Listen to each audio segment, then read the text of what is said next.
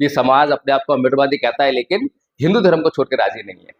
तो वो बात पसंद नहीं है, लेकिन बाबा साहब वही काम कर रहे हैं, हिंदू धर्म को छोड़ने का काम कर रहे हैं, मनुस्मृति को आग लगाने का काम कर रहे हैं। फिर 1956 में जो है बौद्ध धर्म अपना रहे हैं, वो भी समाज को पसंद नहीं है, लेकिन बाबा साहब जानते हैं कि ये मेरे समाज के लिए बहुत जरूरी है, इसी से मेरे समाज के सभी दुख कटेंगे। हिंदू कोड बिल को पास कराने के लिए संसद के भीतर बहस कर रहे हैं, और बाहर वही महिलाएं जिनके लिए हिंदू कोड बिल की लड़ाई लड़ रहे हैं, वो महिलाएं बाहर जो विरोध कर रहे हैं बाबा साहब। वहाँ इंचार्ज भी रहे, उन्होंने पॉलिटिक्स भी देखी है, इन्होंने समाज भी देखा है, और अब लास्ट में जो बाबा साहब का सपना है भारत को बुद्ध में बनाना है, उसकी तरफ है। तो एडवोकेट जयभीम प्रकाश से रिक्वेस्ट करूंगा कि अपनी बात करें। बातें जो है नीलम बौद्ध जी ने कही हैं, आप लोगों ने यूट्यूब पर तो देखा होगा, तो लेकिन आमने सामने कोई बात करना वो बड़ा अलग जैसा लगता है। तो मुझे उम्मीद है कि जो हमारे दिमाग में कुछ गलत फहमियाँ थी, जो डर था, उन्होंने उसको डर को निकालने की जो है वो कोशिश की है। एक बात फंडामेंटल जो है वो हर जगह हमें बोलनी चाहिए, अगर अम्बेडकरवादी बनना है तो बुद्ध धर्म को मानना होगा। अगर अम्बेडकरवादी बगैर बुद्ध के हो तो आप बेड़िए के ऊपर शेर की खाल लेके चल रहे हो बेड़िए ऊपर से शेर नजर आते हो, इसको हमें छोड़ना चाहिए।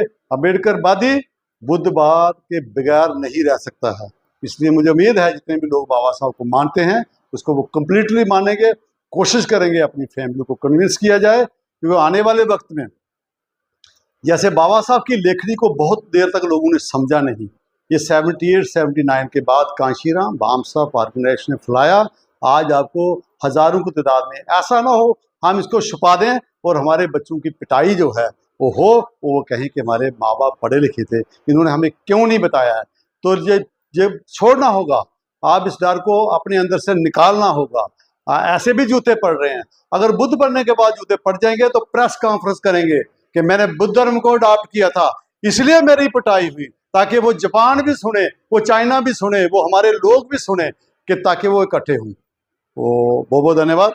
जयभीम प्रकाश से मैं कुछ रिक्वेस्ट करूंगा कि वो देख लें, मैडम ने टाइम ले लिया है, 11:15 तक अब कर ले तो फिर बहुत बहुत साधुवाद, धन्यवाद, आभार। और आदरणीय आचार्य नीलम बौद्ध जी ने जो है बहुत हद तक बातें स्पष्ट कर दी हैं कि जो लोग अपने आप को अम्बेडकरवादी कहते हैं तो उनके लिए बहुत ज़रूरी है कि अपने आप को सच्चाई और ईमानदारी से अम्बेडकरवादी कहें। अपने आप से पूछें कि क्या मैं सच्चाई और ईमानदारी से बाबा साहेब का नाम ले रहा हूँ, बाबा साहेब के प्रति श्रद्धावान हूँ, उनको अपना आदर्श मानता हूँ। किसी और से पूछने की जरूरत नहीं है, किसी और को बताने की जरूरत नहीं है, किसी और को आपकी आलोचना करने की जरूरत नहीं है, खुद से पूछें। जब हम इस बात की चर्चा करेंगे अपने आप से तो सीधे तौर पे जो है हम बाबा साहेब ने हमारे लिए क्या मार्गदर्शन प्रस्तुत किया है हमारे कल्याण के लिए, हमारे उत्थान के लिए, उसको भी जानेंगे। और जब इसको जान लेंगे तो निश्चित तौर पर जो सबसे बड़ा जो काम था उनके लिए, सबसे बड़ा और सबसे महत्वपूर्ण, संविधान बनाने से भी महत्वपूर्ण, आपको आरक्षण देने से महत्वपूर्ण, आपके जो प्राकृतिक अधिकार वहाँ पे संरक्षित किए गए संविधान में, उनसे भी महत्वपूर्ण अगर कोई काम था तो वो बुद्ध का धम्म था। धर्म परिवर्तन का काम इतना महत्वपूर्ण था, क्यों था, इसी पर मैं थोड़ी सी चर्चा करूंगा, क्योंकि बहुत अधिक समय हमारे पास नहीं है। हालांकि ये जो बातें हैं, चर्चाएं जो कम से कम 3-3.5 घंटे की तो होती हैं, लेकिन फिर भी मैं कोशिश करूंगा कि जल्दी से जल्दी इसको समापन करें। तो भगवान बुद्ध से पहले लोग जो हैं खोज में थे, संन्यास लेते थे, जंगलों में जाके साधना भी करते थे, लेकिन उनकी खोज का विषय क्या था? सुख, अप्सराएं और स्वर्ग, ये 3 चीजें खोजा करते थे। लेकिन पहली बार महामानव तथागत बुद्ध हुए जो ना तो सुख की खोज में गए, ना अप्सरा की और ना ही स्वर्ग की खोज में, वो गए दुख की खोज में।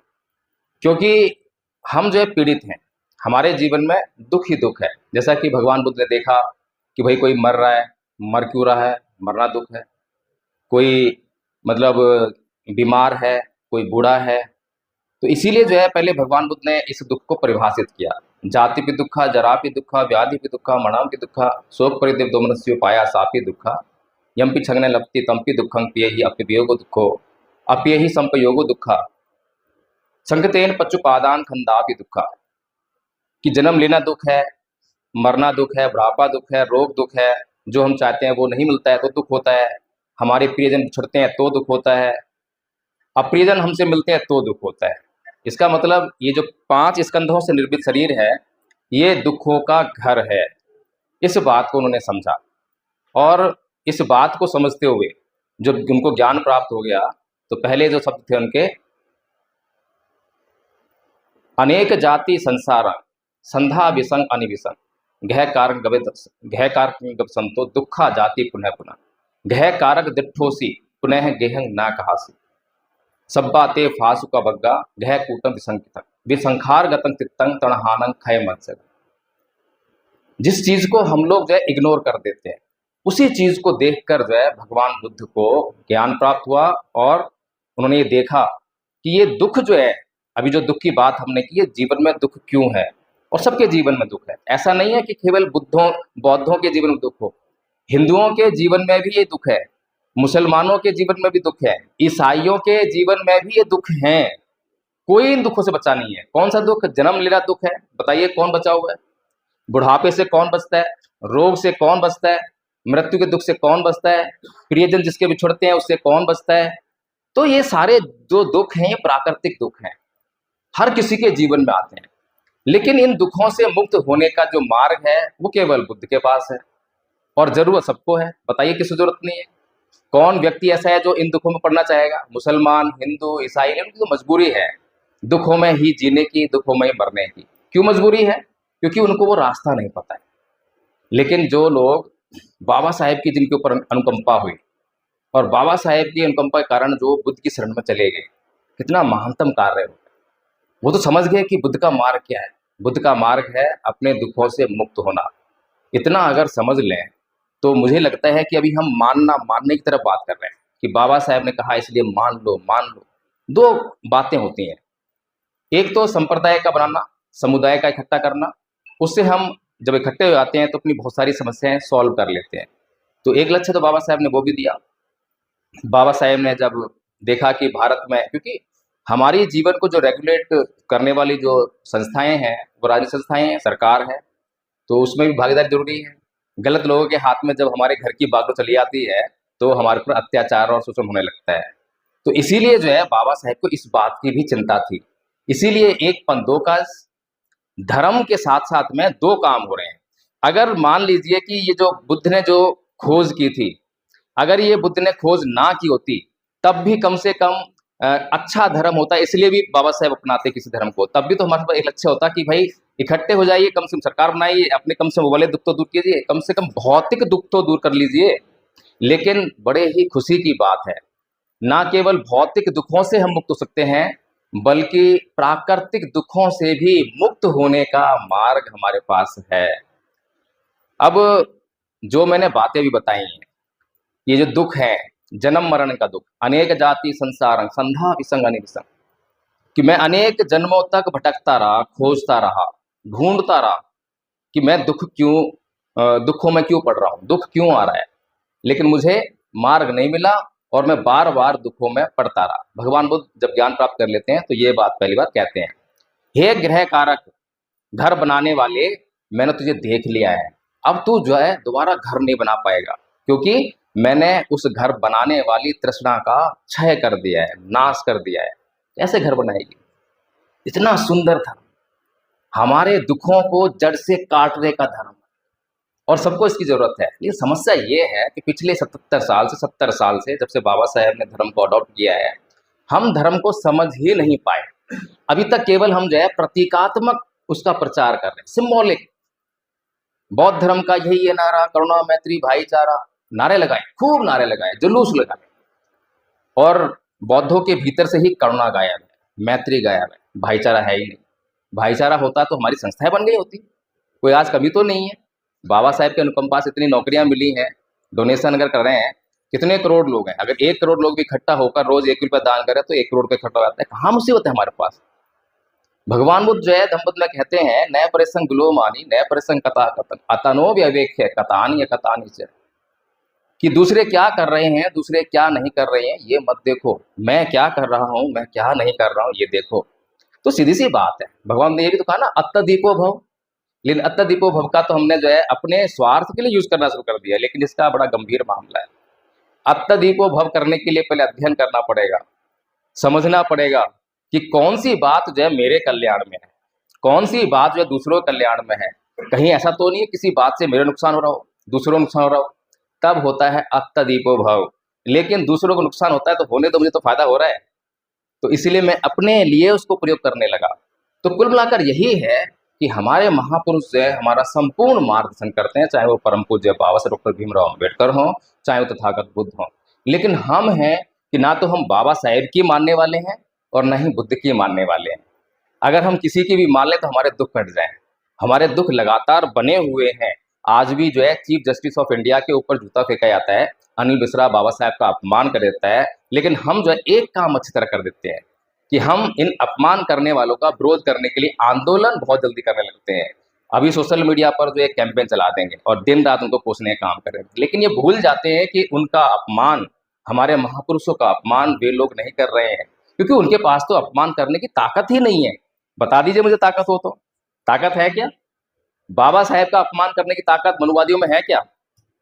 अगर ये समाज बाबा साहेब की 1935 की बात को सारा समाज एक बार में मान ले, आधा समाज ही मान ले, मनुवाद खत्म।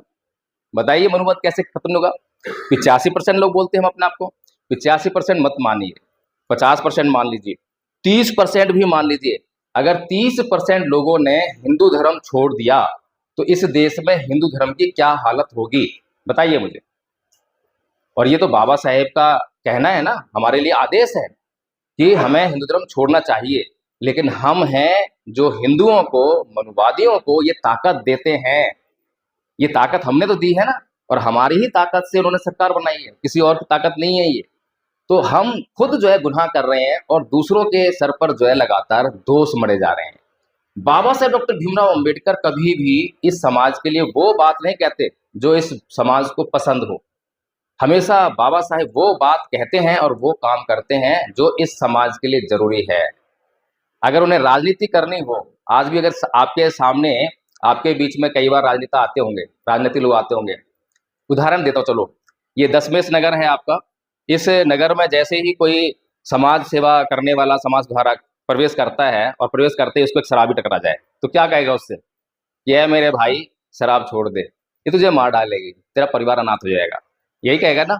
और वो उसको गालियां देगा, लेकिन वो फिर भी वही कहेगा कोई बात नहीं भाई, तू शराब छोड़ दे, ऐसे करेगा।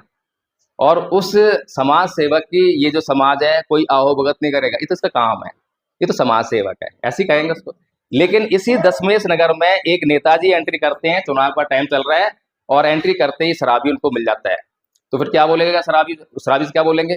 अरे शराब पीता है तू, तो शराब पीना अच्छा है, अच्छा अच्छा बहुत अच्छी बात है, ले मेरी तरफ से पी लियो और वोट मुझे दियो। ये नेताजी वाली बात है, राजनीति वाली बात है। लेकिन उन नेताजी को समाज जो है आदर सत्कार देता है। जब भी आपके बीच में एमएलए आएंगे, एमपी आएंगे, सबसे ज्यादा सत्कार मिलेगा। अभी आज हमारे बीच में आदरणीय राजेंद्र पाल गौतम जी आ रहे हैं। क्या योग्यता है समाज के लिए? सोचिए क्या योग्यता है, कभी सोचा हमने? लेकिन he is a famous personality through social media, ये उनकी पहचान। तो आज तो बड़ा आसान काम है फेमस होना, आप रील बनाइए और वायरल तो आप फेमस, फिर लोग आपसे मिलने के लिए आतुर हो जाएंगे। लेकिन समाज सेवा कहाँ गई? आपके समाज का उत्थान कहाँ गया? आपका उद्देश्य तो समाज का उत्थान करना होना चाहिए। इसीलिए बाबा साहब डॉक्टर भीमराव अंबेडकर इस समाज के, इस देश के महानतम सामाजिक उत्थान करता है, ये हमें नहीं भूलना चाहिए। और वो हमेशा वो बात कह रहे हैं, वो काम कर रहे हैं जो इस समाज को पसंद नहीं है, लेकिन इस समाज के लिए बहुत जरूरी है। जब 1935 में हिंदू धर्म को छोड़ने की बात कहते हैं, समाज को पसंद नहीं है, आज भी पसंद नहीं है। आज भी आदरणीय जी का दुख है कि समाज अपने आप को अम्बेडकरवादी कहता है, लेकिन हिंदू धर्म को छोड़ के राजी नहीं है। तो वो बात पसंद नहीं है, लेकिन बाबा साहब वही काम कर रहे हैं, हिंदू धर्म को छोड़ने का काम कर रहे हैं, मनुस्मृति को आग लगाने का काम कर रहे हैं। फिर 1956 में जो है बौद्ध धर्म अपना रहे हैं, वो भी समाज को पसंद नहीं है, लेकिन बाबा साहब जानते हैं कि ये मेरे समाज के लिए बहुत जरूरी है, इसी से मेरे समाज के सभी दुख कटेंगे। हिंदू कोड बिल को पास कराने के लिए संसद के भीतर बहस कर रहे हैं, और बाहर वही महिलाएं जिनके लिए हिंदू कोड बिल की लड़ाई लड़ रहे हैं, वो महिलाएं बाहर जो विरोध कर रहे हैं बाबा साहब का। तो बाबा साहब अगर राजनीति करनी होती, अगर उनको ये सोचना होता कि भाई अगर मैं इन लोगों के मर्जी के खिलाफ काम करूं तो मेरे वोट नहीं देंगे, तो वो काम कभी नहीं हो पाता। सोचिए, लेकिन हम बाबा साहब की इज्जत नहीं कर रहे हैं। एक बार की बात है कि बाबा साहब डॉक्टर भीमराव अंबेडकर और नेहरू जी संसद से बाहर निकल रहे हैं, और नेहरू जी उन पर टोंट कर कहते हैं कि अरे बाबा साहब, तुम किन लोगों के लिए काम कर रहे हो? ये लोग तुम्हें कुछ नहीं देने वाले, बात तो ठीक है। जिस व्यक्ति ने भारत के लोगों को वोट देने का अधिकार दिया, उन्हीं के वोट की वजह से जो है बाबा साहेब अपना पहला चुनाव हार गए। अब सोचिए, जिस आदमी के सामने किसी को चुनाव लड़ना नहीं चाहिए था, किसी पार्टी को चुनाव लड़वाना नहीं चाहिए था, अनअपोज जीतना चाहिए था, वो उसके सामने चुनाव लड़ाया जाता है और बाबा साहेब को चुनाव हरवाया भी जाता है। बाबा साहेब चुनाव हार जाते हैं। तो बात तो सही है बाबा नेहरू जी की, कहते हैं कि भाई कांग्रेस ज्वाइन कर लो, तुम्हें बहुत कुछ मिलेगा, बात भी सही है। बाबू जगजीवन राम जो है उप प्रधानमंत्री तक बने कांग्रेस में, प्रधानमंत्री भी बनने वाले थे अगर स्कैंडल ना होता तो बाबा साहेब का जवाब बड़ा महत्वपूर्ण। बाबा साहेब नेहरू को कहते हैं, ए नेहरू जी, मैंने इस समाज में जन्म लिया है, इस समाज का मेरे ऊपर कर्ज है। अगर ये समाज मुझे पीट पीट कर लैंप पोस्ट पर लटका दे तो भी मरते दम तक मैं इसी समाज के लिए काम करूंगा। इसे समर्पण कहते हैं। हम लोग जो शरण गमन करते हैं, बुद्धं शरणं गच्छामि, धम्मं शरणं गच्छामि, गाना गाते हैं, शरण गमन नहीं करते। शरण गमन में जो है कौन से तत्व शामिल हैं, ये समझने वाली बात है। शरण गमन कब करते हैं, किसकी करते हैं, ये इंपॉर्टेंट है। अगर हमें कहीं जा रहे हैं, बारिश हो गई है, तो तुरंत हम जो शेल्टर ढूंढते हैं, वो शरण है। तो शरण किसे ढूंढते हैं? जिसके भीतर हमें वर्षा से, बारिश से बचाने की योग्यता और क्षमता हो, उसकी शरण जाते हैं। ऐसी जब हम बुद्ध की शरण जाते हैं तो इसलिए जाते हैं क्योंकि बुद्ध के भीतर हमारी रक्षा करने की योग्यता है, वो सामर्थ्य है, क्षमता है। धम्म के भीतर हमारी रक्षा करने का सामर्थ्य है, संघ के भीतर हमारी रक्षा करने सामर्थ्य है, इसीलिए हम शरण गमन करते हैं। ये बहुत इंपॉर्टेंट है, इसको समझना चाहिए। फिर शरण तो चले गए लेकिन बात नहीं मानी, शरण चले गए बात नहीं मानी, तो फिर कैसे उद्धार होगा? इसीलिए समर्पित होना बहुत जरूरी है। श्रद्धा की बात आ गई है। जब तक हम किसी के प्रति श्रद्धावान नहीं होंगे तब तक उसको जो है हम समर्पित नहीं होंगे, और समर्पित नहीं होंगे, अपने आप को सौंपेंगे नहीं, तो वो जो हमारे कल्याण के लिए कुछ भी कह रहा है उसको हम कैसे अप्लाई करेंगे? वो हमारे कल्याण के लिए कुछ भी कह रहा है, इफ्स एंड बट्स करेंगे, अरे नहीं ऐसा नहीं होता, ऐसा कैसे हो जाएगा, ऐसा नहीं हो पाएगा, ऐसी बातें करने लगते हैं। लेकिन जब हम समर्पित हो जाते हैं, श्रद्धा से युक्त हो जाते हैं, फिर हमारे पास कुछ नहीं होती है। बाबा साहब ने ये कहा है, ओके ये करना है, बुद्ध ने ये कहा है, ओके ये करना है, केवल आदेश का पालन होने लगता है। लेकिन अंधश्रद्धा और श्रद्धा में बड़ा बारीक फर्क होता है, बहुत बारीक। जरा सी देर में श्रद्धा जो है अंधश्रद्धा में तब्दील हो जाती है। इसीलिए हमें श्रद्धा और अंधश्रद्धा के बीच के भेद को भी समझना चाहिए। अंधश्रद्धा होती है कि किसी भी बात की आप जो जांच नहीं करते, सोचते नहीं है, समझते नहीं है, केवल फॉलो करते हैं। मानने के काम को अंधश्रद्धा कहते हैं। लेकिन जब आप जानकर, पूछकर, जांच करके जब काम करते हैं तो आप जो है श्रद्धावान हो जाते हैं। ये फर्क होता है। अभी जो समाज है, हमारा समाज, बौद्ध समाज भी अंधश्रद्धा से युक्त है। उदाहरण देना चाहूंगा, अगर आपके बीच में कोई भी व्यक्ति चीवर पहन के आ जाए तो आप उसके चरणों में लेटने लग जाओगे। लेकिन यहाँ एडवोकेट जय भीम प्रकाश जो चाहे कितनी भी अच्छी बातें धर्म की आपको सुनाए, आप जो कभी चरणों में नहीं गिरोगे।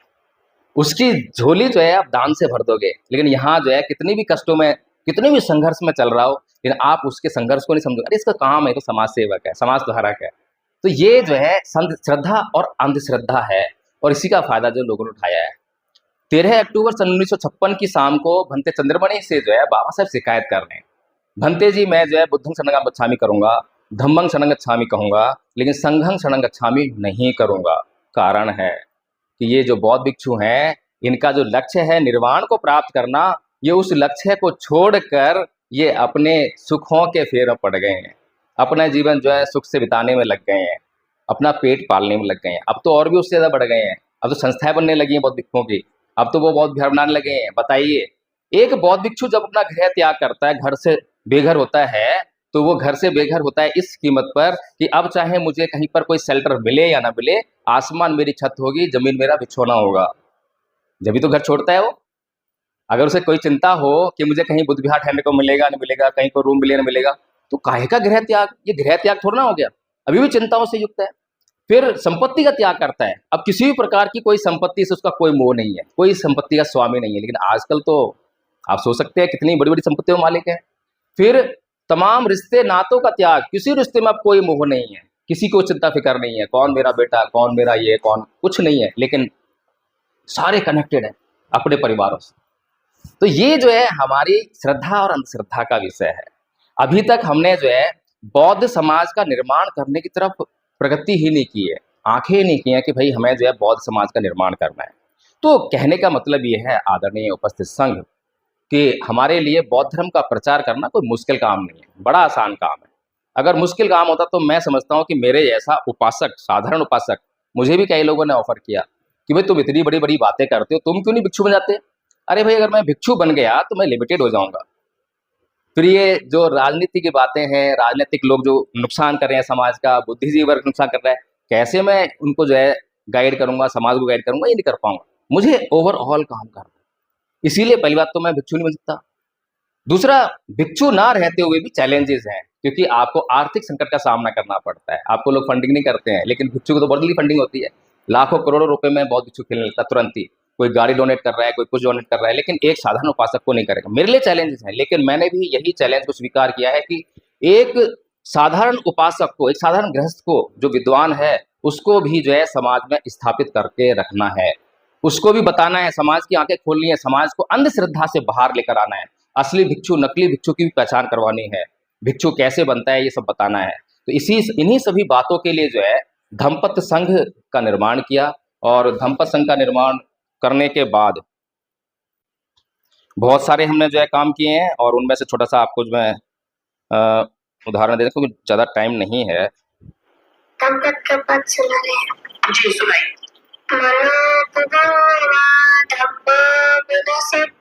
मनोमय मनसा च पदतेन भासति वा करोति वा तत्तनं दुःखमनयति चक्रं पद।